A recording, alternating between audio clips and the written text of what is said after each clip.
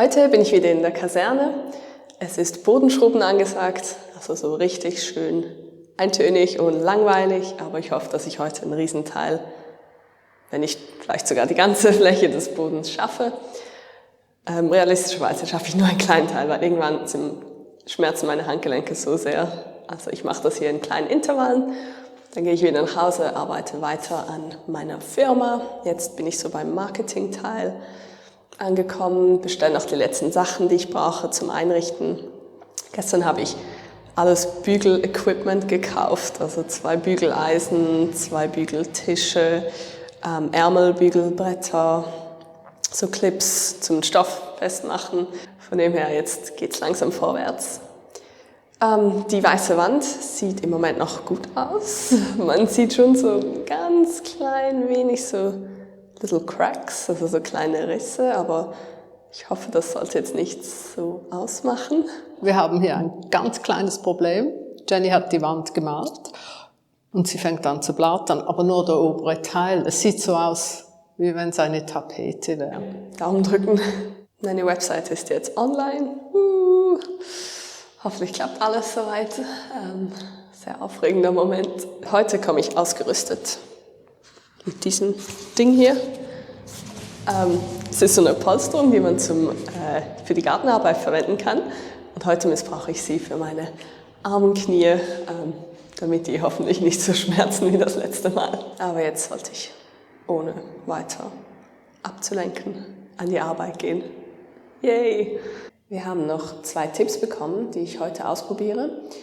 Und zwar ist das zum einen Zahnpasta mit Whitening-Effekt. Also muss es so wie sie diesen kleinen Kügelchen, Partikel, was auch immer drin haben, damit der Rost vielleicht weggeht. Und das andere ist Aceton. Also habe ich das heute in Form von Nagellack mitgebracht. Mal schauen, ob es funktioniert. Suchen wir das mal.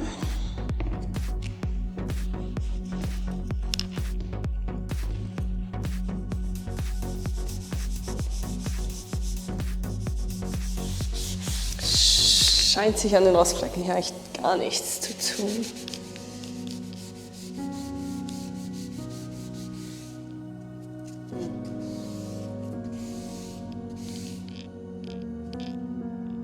Ich sehe keinen Unterschied, seht ihr einen?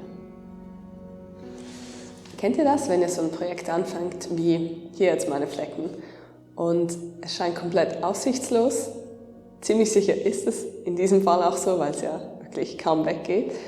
Aber man muss es einfach weiter versuchen, weil irgendwann ist man an einem Punkt, wo man es einfach wissen will. Es ist völlig egal, ob jetzt die Flecken rausgehen oder nicht, ich lege sonst einen Teppich darüber. Aber jetzt will ich es einfach wissen. Schaffe ich es oder nicht?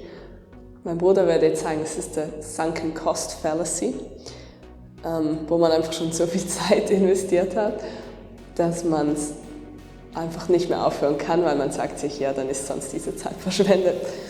Ich nenne es Ehrgeiz. So, der zweite Tipp, den wir bekommen haben, ist mit Aceton zu arbeiten. Also habe ich hier einen Nagellackentferner. Das versuche ich hier mal kurz in einer kleinen Ecke.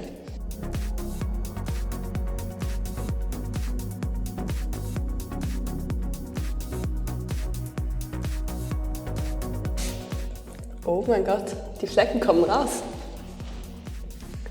Schaut euch das mal an.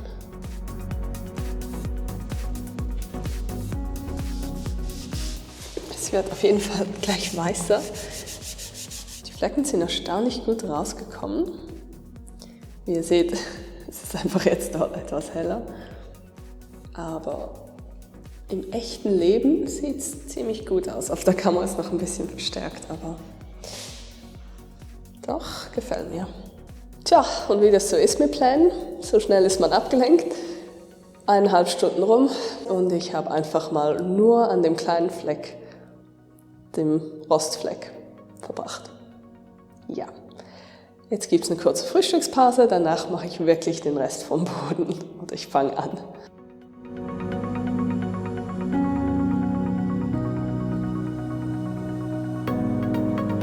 So. Ich denke, ich war vorher noch etwas zu voreilig, als ich gesagt habe, dass die Flecken im echten Leben besser aussehen.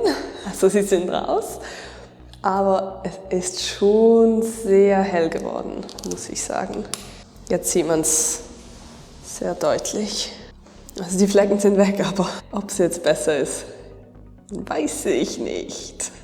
Eher nein. Also, ich kann bestätigen, Aceton entfernt Rostflecken in einen PVC-Boden. Es entfernt aber auch jegliche andere Farbe.